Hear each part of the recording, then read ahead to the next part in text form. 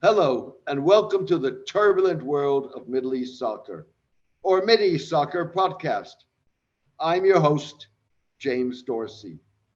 Please subscribe to my newsletter and or YouTube channel, where you can click the notification button for more updates. Also, allow me to thank all who have demonstrated their appreciation for my column by becoming paid subscribers. This enables me to ensure that it continues to have maximum impact. Maintaining free distribution means that news websites, blogs, and newsletters across the globe can republish it. I launched my column, The Turbulent World of Middle East Soccer, 12 years ago. To borrow a phrase from an early proprietor of The Observer, it offers readers, listeners, and viewers the scoop of interpretation. If you are able and willing to support the column, please become a paid subscriber by clicking on Substack on the subscription button at www.jamesmdorsey.substack.com and choosing one of the subscription options. Thank you. Take care and best wishes. Today, let's talk about the Qatar World Cup and its unintended consequences. The irony is that the tournament promises to produce an unintended economic, political, and religious boon for the United Arab Emirates, Qatar's foremost rival in the region. That is because the UAE, alongside Saudi Arabia, leads a pack of Gulf states eager to capitalize on the expectation that Qatar will not have the hotel capacity to accommodate an anticipated 1 million visitors in November and December during the tournament.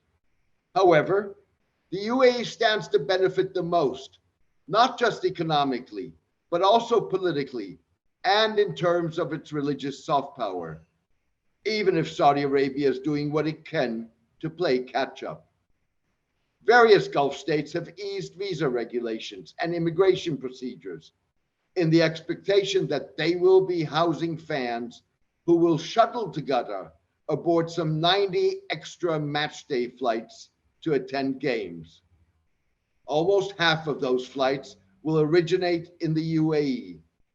Fans are likely to gravitate towards the UAE, the most liberal of the Gulf states, rather than Saudi Arabia, where alcohol and extramarital and gay sex not only remain banned, but laws are perceived to be harshly enforced. In anticipation, Dubai, already home to a large number of hotels, announced the launch of its first football-themed 533-room hotel, built on an artificial palm-shaped island. For its part, Saudi Arabia is offering fans a multiple entry visa and planning a festival in a bid to be competitive. The Saudi Tourism Authority says it expects to welcome 30,000 World Cup visitors. Known as a party city, Dubai will likely benefit most from Qatar's shortage of hotel beds and the uncertainty, less than 3 months before the World Cup kicks off, about the ease with which fans will be able to consume alcohol and how the Gulf state will deal with unmarried or gay couples. With premarital and gay sex banned in Qatar, Qatari officials have insisted that LGBT fans would be welcome during the World Cup, but would be expected to respect norms that frown on public expressions of affection, irrespective of sexual orientation. The unspoken implication was that Qatar would look the other way if couples, irrespective of marital status or sexual orientation, kept their affection private. It's an implication that was never fully spelled out in ways that leave no ambiguity, partly to avoid provoking a conservative backlash. As a result, Qatar's live and let live approach raises as many questions as it provides answers. To a significant extent, these issues, in contrast to Saudi Arabia and other Gulf states, do not arise in the UAE, which has substantially eased access to alcohol in recent years and lifted a ban on unmarried heterosexual couples living together. The Emirati social reforms are likely to make visitors more confident that the UAE will not enforce its ban on gay sex. However, the UAE, like Saudi Arabia, recently banned Lightyear, a Disney and Pixar animated production, because of a same-sex kiss scene, and Disney's Doctor Strange in the Universe of Madness, in which one character refers to her two mums. The ban appeared to contradict the government's announcement in late 2021 that it would end the censorship of films. The country's media regulatory office said it would introduce a 21 age viewer classification policy instead. However, that wasn't evident when the office tweeted an image of Lightyear, crossed out with a red line. For his part, Saudi Crown Prince Mohammed bin Salman has introduced considerable social change in the kingdom by lifting the ban on women's driving, enhancing women's rights and opportunities, and creating a Western-style entertainment sector. Still, the changes fall far short of the reforms in the UAE. As part of his development of the entertainment sector, Mr. bin Salman has also sought to use the kingdom's financial muscle to barnstorm Saudi Arabia into replacing Qatar, and to a lesser degree the UAE, as the Gulf sports hub. However, going to extremes to strike a balance amid a push to encourage tourism, authorities in the kingdom launched rainbow raids in June on shops selling children's toys and accessories. They targeted clothing and toys, including hair clips, poppets, t-shirts, bows, skirts, hats, and coloring pencils that contradict the Islamic faith and public morals and promote homosexual colors that target the younger generation, according to a commerce industry official.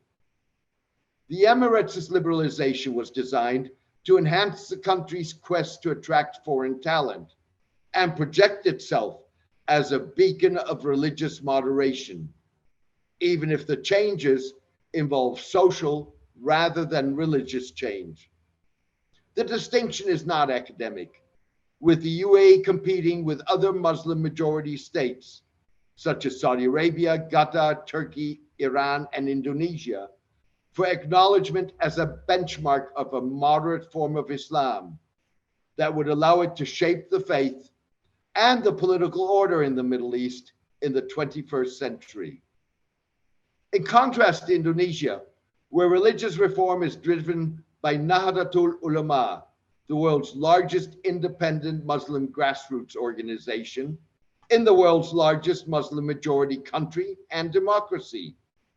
Change in the Middle East is pushed by ruling elites eager to perpetuate their grip on power.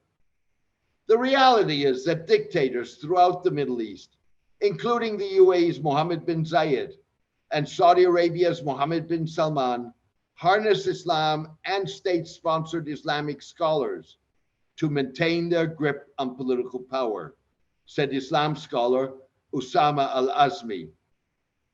Qatar's shortcomings have created for the UAE, and to a lesser extent other Gulf states like Saudi Arabia that are not co-hosting the World Cup, an opportunity to share the tournament's limelight and put their best foot forward while camouflaging their warts and ensuring that it is Qatar that primarily catches the flack.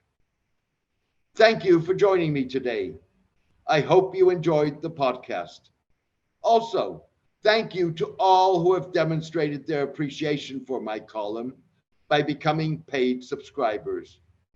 This allows me to ensure that it continues to have maximum impact. Maintaining free distribution means that news websites, blogs, and newsletters across the globe can republish it. I launched my column 12 years ago.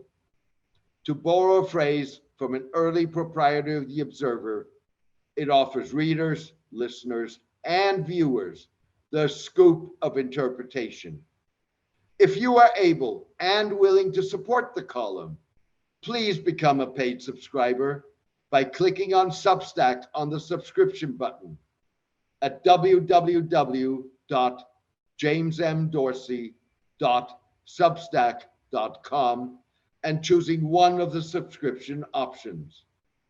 Please join me for my next podcast in the coming days. Thank you. Take care and best wishes.